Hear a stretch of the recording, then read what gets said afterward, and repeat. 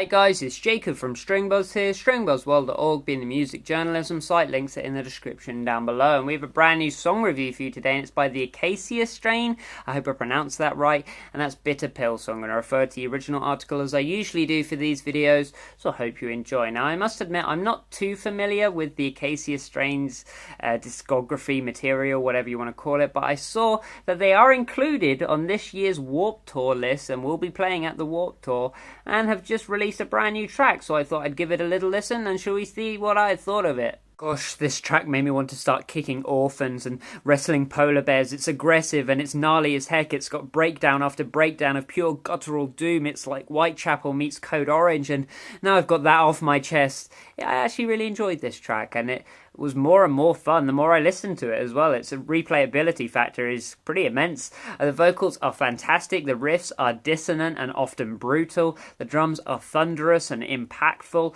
I just had so much fun with this track. It's great to see a doom/deathcore group have a little bit more fun with the gloomy style and just throw everything at the wall once in a while. Production-wise, I must admit that the producer/producers kept this mix together really well. There are so many thick layers in here that I often thought the mix would end up swamping in on itself, especially in that low end, but it never did, and somehow each one of these layers kept the sort of diction and it kept coherent throughout the entire runtime. The guitar in particular had a very wholesome, distorted tone to it, one of which I didn't think would work that well with the bass, but instead actually capitalized on the bass, adding some texture into that mid ground while supplying some tonality into the low ground.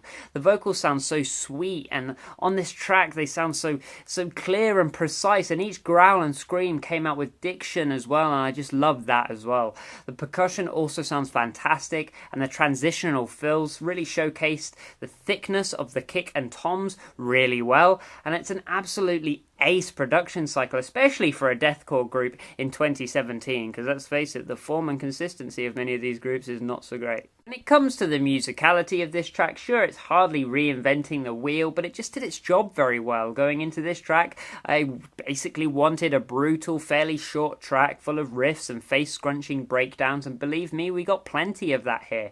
A good half of the track is full of different breakdown examples, and each one never felt cliche, but instead utterly aggressive and violent and added to the track, and I can only pray for those skater kids that somehow accidentally end up in the Acacia strain pit at Warped Tour. God, that's going to be a mess. I did think some parts were better than others though, and I can totally understand why this track perhaps would get a little repetitive for some, since a huge amount of the runtime and the actual space on this track is filled with different types of breakdowns, so if it's not your thing, it can get a little bit tiring.